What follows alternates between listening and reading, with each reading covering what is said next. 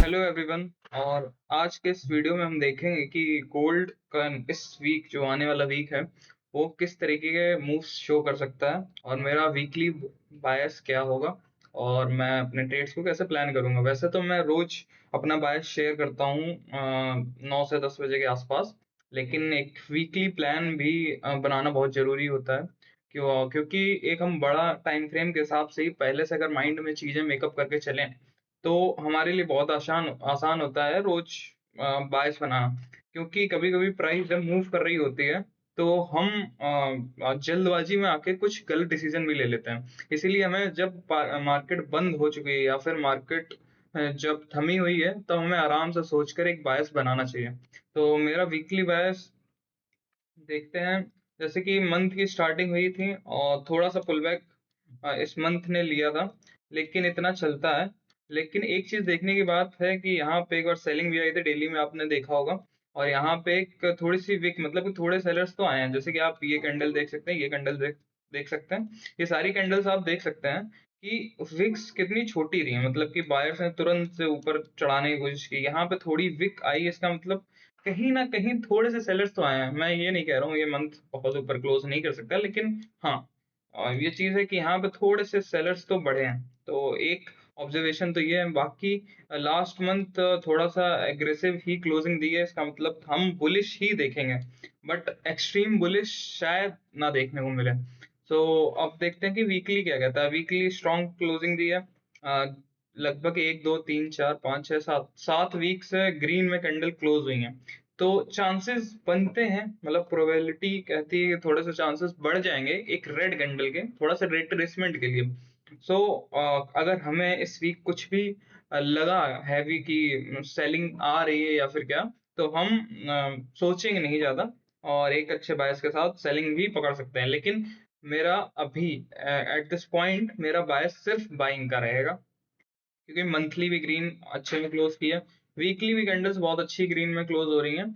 और डेली में जैसे कि मैं कल मेरा थोड़ा सा बायस गलत हो गया था। मैं सेलिंग सोच रहा था, लेकिन एक चीज फिर मैंने बाद में ऑब्जर्व की कि मैंने शायद माइंड मेकअप पहले ही कर लिया था कि मुझे सेलिंग करनी है क्योंकि मार्केट बहुत ऊपर जा चुका है। लेकिन जस्ट बिकॉज मैंने माइंड मेकअप किया था, मैंने कुछ पॉइंट्स वहां पे मिस कर दिए। जैसे कि मैंने सोचा यहाँ पे डॉजी कैंडल है, यहाँ ब्रेकआउट मिलेगा तो अच्छा खासा नीचे का मूव आ सकता है। लेकिन एक चीज मुझे ध्यान रखनी थी कि ओवरऑल ट्रेंड ऊपर का था, उसके बाद इनडिसिजिव कैंडल बनी, तो मैं सीधा नीचे सेलिंग में नहीं देख सकता हूँ। मुझे ट्रेंड के हिसाब से पहले प्लान करना चाहिए। और ट्रेंड के हिसाब से ये होता है कि आपको पहले बाइंग की सोचनी थी।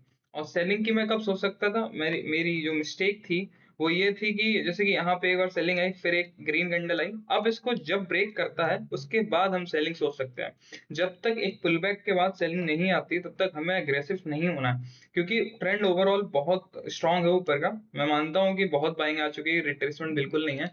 और यही गलती मुझसे भी हुई थी कल, लेकिन लंदन सेशन में मेरा एक एसएल लगा और न्यूयॉर्क में मेरे जो बायस था वो बाइंग का था। मेरे लेवल पे बाइंग आई भी और वहां से अच्छा खासा मोमेंटम भी आया, लेकिन मैं कैप्चर नहीं कर पाया क्योंकि मैंने कंफर्मेशन के लिए वेट किया।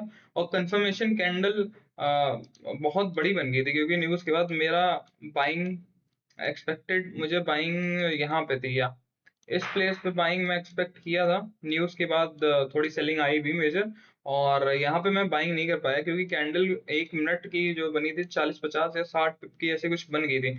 तो मैं बहुत बड़े एसेट्स लेता नहीं हूँ, मेरे बाइंग के लेवल एग्जीक्यूट मतलब काम किए, लेकिन मैंने एक भी पैसा नहीं बनाया।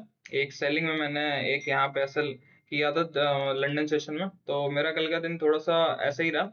लेकिन हाँ ठीक है, मुझे चीजें धीरे धीरे मार्केट्स में और समझ आ रही हैं कि मुझे बहुत पहले से माइंड मेकअप करके नहीं चलना है कि मुझे सेलिंग करनी है, क्योंकि सिर्फ बहुत स्ट्रांग बाइंग आ चुकी है। ये सिर्फ वो लोग करते हैं जिनको अच्छे से टेक्निकल्स नहीं आते हैं या फिर प्रोफेशनल नहीं होते हैं। So it was my mistake.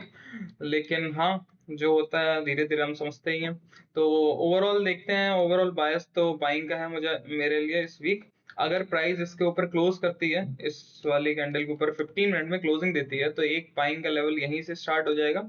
नहीं तो एक आपको बाइंग यहाँ से आराम से देखने को मिल सकती है, और थोड़ा ज़्यादा रिट्रेस करता है तो ये, जो कि मैं एक्सपेक्ट नहीं कर रहा हूँ सही बताऊँ तो। मुझे एक्सपेक्टेड है कि प्राइस यहाँ इसके ऊपर क्लोजिंग देगी, इसके ऊपर क्लोजिंग देने के बाद प्राइस कुछ ऐसा मोमेंटम शो कर सकती है, और मेरे टारगेट्स एक्सपेक्टेड होंगे एटलीस्ट, मान लीजिए यहाँ 96 97, तो एटलीस्ट पहले टारगेट मैं एक्सपेक्ट करता हूँ लगभग 13 के आसपास। ये फर्स्ट टारगेट्स में ये एक्सपेक्ट करता हूँ।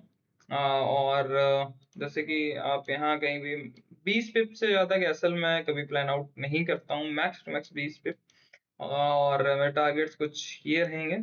और हाँ, आप यहाँ से बाइंग करते हैं तो आपके टारगेट्स पहले यही हो जाएंगे और दूसरे यहाँ पे। तो सिंपल सा प्लान है मेरा, इसके ऊपर प्राइस क्लोज करने देना, 15 मिनट में क्लोजिंग आती है, फिर मैं कुछ कंफर्मेशन देखूंगा, फिर मैं बाइंग पकड़ूंगा। मैं यहाँ पे सारा सेटअप आपको नहीं बताता हूँ, क्योंकि जो इम्पोर्टेंट चीज होती है वो होता है बायस। अगर आप बायस सही एग्जीक्यूट, मतलब बायस सही बनाना सीख गए, तो आप किसी भी स्ट्रेटजी के साथ प्रॉफिटेबल हो जाएंगे, क्योंकि मार्केट्स में दो ही चीजें तो होती हैं, या तो बाइंग या तो सेलिंग। लेकिन अगर आपने एक चीज को एग्जीक्यूट कर दिया, मतलब कि एक टर्मिनेट कर दिया कि आपको सेलिंग नहीं करनी है, सिर्फ बाइंग करनी है, तो चांसेस बहुत ज्यादा बढ़ जाते हैं कि आप बाइंग अच्छी पकड़ लेंगे, अगर बाइंग का बायस आपका सही है तो मैं सिर्फ बायस बताने आता हूँ, स्ट्रेटजी मैं नहीं कहता हूँ कि मेरी स्ट्रेटजी के हिसाब से चलो या अपनी स्ट्रेटजी छोड़ दो। मैं सिर्फ ये कहता हूँ अपनी स्ट्रेटजी के हिसाब से बायस मेरा बुलिश है, आप बुलिश के टारगेट्स यहाँ तक एक्सपेक्ट कर सकते हैं। बाकी कल देखते हैं एशियन सेशन के बाद 9-10 बजे मैं अपना कल का बायस दोबारा से अपडेट करता हूँ, या फिर क्या लेवल्स मैं कल सुबह ही शेयर कर पाऊंगा, क्योंकि मार्केट जैसा रिएक्ट करेगी वैसा ही मैं अपने आप को चेंज करता रहता हूँ। ऐसा नहीं है कि मैं यहीं पे बाइंग करता हूँ, या फिर यहीं पे हो सकता है कि यहाँ आए फिर इसके ऊपर और एक स्विंग बना दे, तो और यहाँ पे टैप ना करें, तो मुझे यहाँ बाइंग करनी पड़ सकती है, यहाँ करनी पड़ सकती है, तो वो मैं अपने हिसाब से बार बार मार्केट के हिसाब से धीरे धीरे चेंज करता रहता हूँ। और ओवरऑल बायस और टारगेट्स आप देख सकते हैं कि मोस्ट ऑफ द टाइम मेरे जो टारगेट्स होते हैं वो अचीव हो जाते हैं। मैं अगर आप पिछले 1-1.5 हफ्ते के देख सकते हैं, जब से मैंने डेली का बायस बताना स्टार्ट किया है, कि जो मैं टारगेट सेट करता हूँ उस टारगेट तक प्राइस आपको देखने को मिल जाता है। और आप ये चीजें सारी चेकआउट कर सकते हैं। बाकी तो मिलते हैं कल, अगर हो सका तो। बाकी देखते हैं कैसी चीजें प्लान आउट करते हैं।